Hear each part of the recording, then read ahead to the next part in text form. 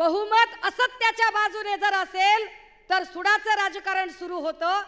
महाभारतामध्ये कौरवांचं बहुमत होतं, सत्ता असत्याच्या बाजूने होती, पण सत्ता असत्याच्या बाजूने जोपर्यंत होती आणि शकुनी सारखे पाताळयंत्री लोक कूटनीतीनं षडयंत्र करत फासे टाकत होते तोपर्यंत कौरवांचा विजय होत होता।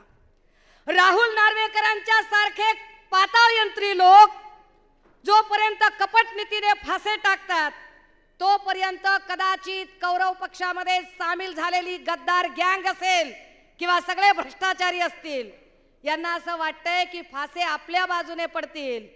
पण महाभारतामध्ये प्रत्यक्ष कुरुक्षेत्रावर जेव्हा युद्ध सुरू झाले तेव्हा अंतिम विजय संख्येने कमी असणाऱ्या पांडवांचा झाला होता।